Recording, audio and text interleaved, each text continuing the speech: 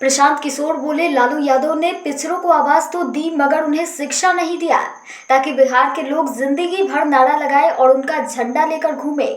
प्रशांत किशोर ने लालू यादव और नीतीश कुमार पर तंज कसते हुए कहा कि यहाँ दो लोग शासन चलाते रहे हैं, लालू और नीतीश। इनकी राजनीति तो आप जानते ही हैं। इनका पूरा फोकस ये है कि समाज को बांटो, सबको गरीब अनपढ़ मजदूर रखो, सबको समाजवाद समतामूलक बात करके सामाजिक न्याय के नाम पर बेवकूफ बनाकर वोट लेते रहो। कभी किसी ने लालू जी से ये सवाल नहीं पूछा कि जैसे आपका दावा है कि अपने राज्य में अपने शासनकाल में अपनी राजनीति से सोच से गरीबों को, वंचितों को, पिछड़ों को आवाज दी, लेकिन लालू जी ने जिन वर्गों को आवाज दी उनको शिक्षा क्यों नहीं दी, उनको रोजगार क्यों नहीं दिया, उनको जमीन क्यों नहीं दी? वो इसलिए नहीं दिया क्योंकि आवाज देने से वो उनके लिए जिंदगी भर नारा लगाएगा और उनका झंडा लेकर घूमेगा। अगर उन्हीं वर्गों को उन्होंने शिक्षित कर दिया होता, उन्हीं वर्गों को उन्होंने पूंजी पैसा देकर रोजगार दे दिया होता, उन्हीं वर्गों को उन्होंने जमीन दे दी होती, तो आज भी उनका झंडा लेकर नहीं घूमते। ये राजनीति है यहाँ पर, जिसके तहत पूरे बिहार को अनपढ़ मजदूर बना दिया ताकि आपको अगर 400 रुपये पेंशन भी मिल रहा है तो आपके नेता माई बाप हैं। आज के ज़माने में 400 रुपये पेंशन पाने वाले लोग भी इस बात पर वोट कर रहे हैं कि सरकार उन्हें 400 रुपये दे रही है। प्रशांत किशोर बोले, तेजस्वी यादव जापान दौरे पर जाए या अंटार्कटिका, आने वाले महीनों में दिख जाएगा कि गरीब जनता के टैक्स के पैसों का मिट्टी पलीद हुआ या आटा गीला। जनसुराज के सूत्रधार प्रशांत किशोर ने सोमवार को जापान दौरे पर गए बिहार के डिप्टी सीएम तेजस्वी यादव पर तंज कसा।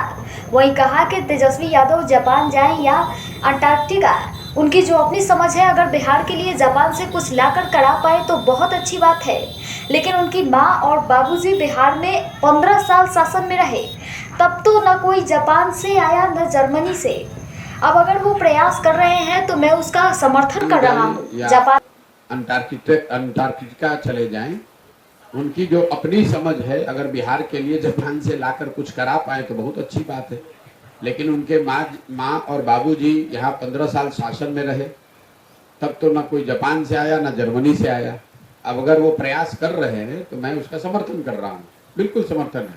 लेकिन जब जापान आप घूमने गए हैं, आकि जापान से कुछ बिहार के लिए लाने गए हैं, वो तो जब वो जापान से लौटेंगे और आने वाले महीनों में ही दिखेगा कि उनके जापान जाने से बिहार का कुछ फायदा हुआ कि इस गरीब जनता के टैक्स का पैसा का और मिट्टी पलीद हुआ और आटा गीला हुआ। जो लोग यहाँ दो लोग चलाते रहे, लालू नीतीश, इनकी राजनीति तो आप जानते ही हैं। इनका पूरा फोकस ये है, भाई समाज को बांटो, सबको गरीब रखो, सबको अनपढ़ रखो, सबको मजदूर रखो और सबको समाजवाद और समतामूलक बात करके सामाजिक न्याय के नाम पर सबको बेवकूफ बनाकर वोट लेते रहिए।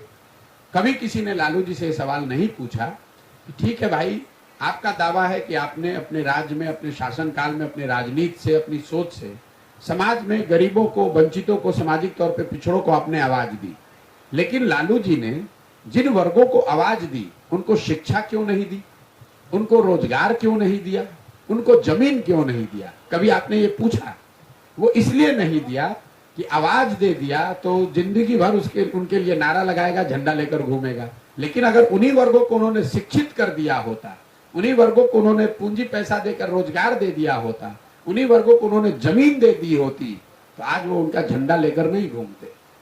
तो ये राजनीति है यहाँ पर, जिसके तहत पूरे बिहार को अनपढ़ और मजदूर बना दिया गया, ताकि आपको अगर 400 रुपया पेंशन भी मिल रहा है तो आपके लिए नेता माई बाप है। आज के इस जमाने में 400 रुपया पेंशन पाने वाले लोग भी वोट कर रहे हैं कि भैया सरकार 400 रुपये दे रही है।